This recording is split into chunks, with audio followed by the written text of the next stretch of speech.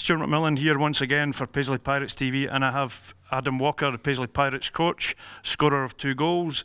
Adam, you must have been delighted with the manner in which the boys achieved the 7-2 win tonight. Yeah, absolutely. We played a pretty good game. Maybe lapsed a little bit in the third, but overall the weekend 4 points is a big deal for us. So that's what we came into the weekend looking for, and we're really happy to get that.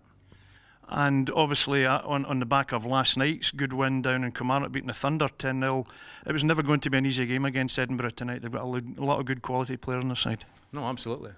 They've got a lot of good players in their team, and yeah, they were a little bit short tonight, but you know, they still make you work for your goals, and they still make you have to do the right things in order to beat them. We knew that playing them a couple of weeks ago in Edinburgh that was the case, so we had to stick to our game plan. We had to play well. And you know, fortunate enough we did, and the 2 points is a big plus for us. Certainly, by the end of the season, I personally fully expect Edinburgh to be one of the teams challenging for the league title. Would you go along with it?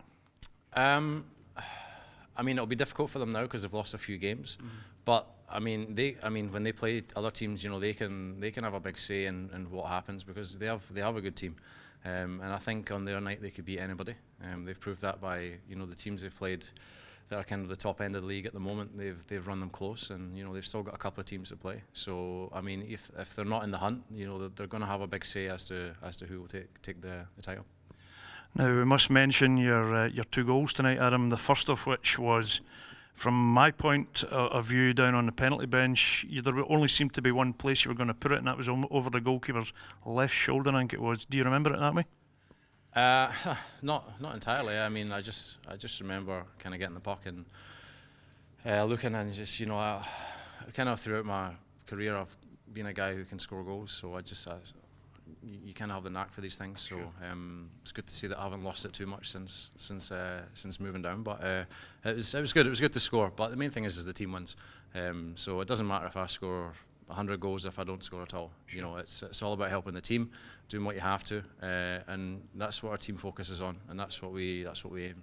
And like you so rightly said, Adam, a 4-point weekend, which is the maximum we could have hoped for.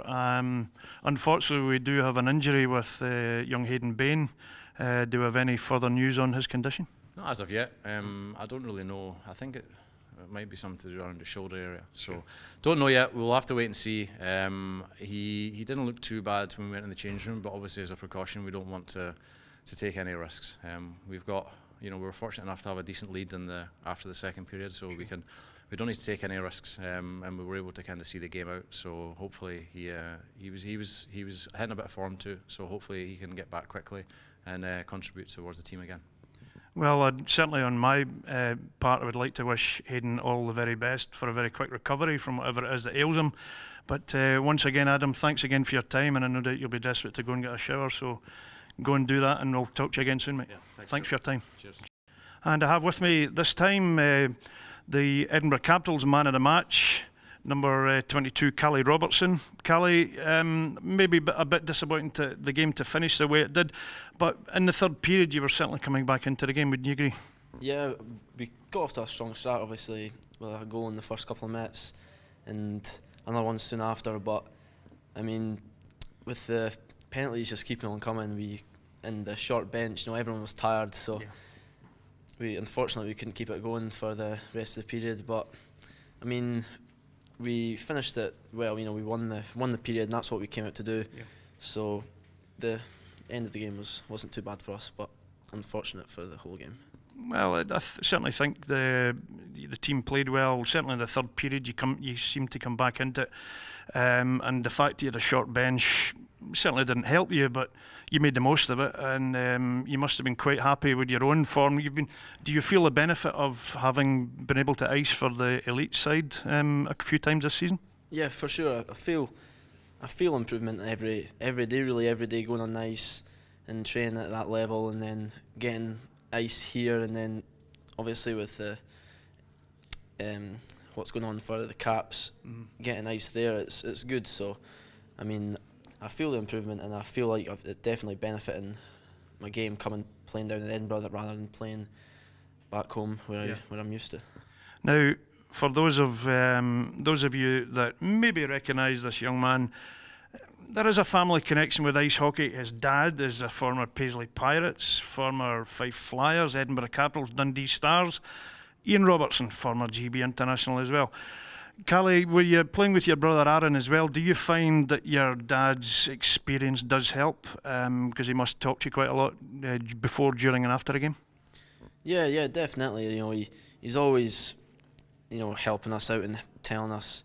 I mean, sometimes obviously it can be hard on us because, it's always been like that. But yeah, it does benefit having like his experience and his knowledge, available, Sure. all the time. And it's pretty lucky to have that. And I hope that he's staying for the coaching. Yeah. For the SNL for as long as possible, because him and Martin Single, they used to play together, so they both know what they're talking about. So that's a huge benefit for the team, having them two coaching. You do, that's very true. You have Martin Single, as you said, played formerly in elite hockey with the Caps, and with your dad's experience, you've got a good solid coaching staff there.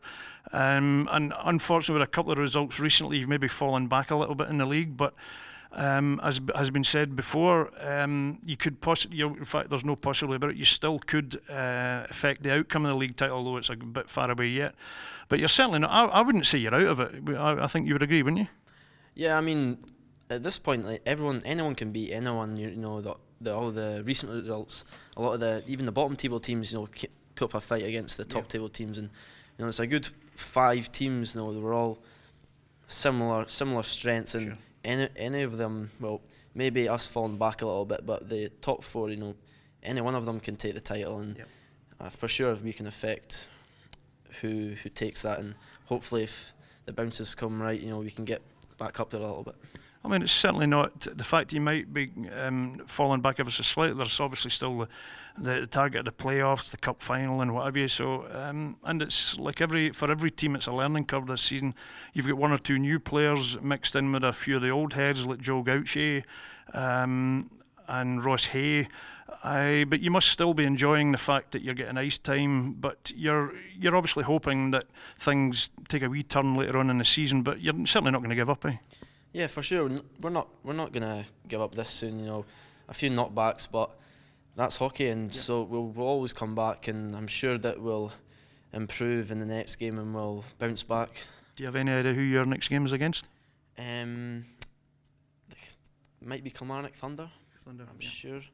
I certainly think the Pirates have Kilmarnock Thunder here in a couple of weeks, but it could possibly be a game against the Thunder for the Caps. But anyway, I know you've still got to go back up the road, Callie, so thanks again for your time. Pass on my best wishes to your dad, and all the best for the rest of the season, mate. Thanks for your time. Cheers. Thanks. I have with me here Paisley Pirates man of the match, number 88, Mark Croot. Mark, you must have been quite happy with your own personal game tonight. 2 goals and plenty of shifts, plenty of minutes on the ice, and the result, of course, 7-2. Be quite happy with that, all in all. Yeah, it was good to get a couple of goals there, but more importantly, the team played the full 60 today, so we got a 4-point weekend, which was exactly what we were after. So no, happy with that. Yep, and you're obviously, as the season has been going on, I know we've only played a handful of games so far, but you must be quite happy with your own personal form, because if you haven't been always scoring goals, you've all been chipping in with a couple of assists here and there, and doing a fair amount of ice time. You must be quite happy with your own personal form. Yeah, still think there's a lot more to come. Sure. I think with the training, starting training a little bit later than the rest of the league, but I think it's starting to come together now, and I think we can see that the team's starting to gel a lot more, and the more we play, I think the better we'll get. So yeah, doing well. Well, that's certainly good to see you getting a couple of goals, because you haven't always got the reward that your form has merited. But I know you're anxious to get up the road, Mark, so thank you for your time, mate, and all the very best, and we'll see you again soon. Take care, mate. Cheers.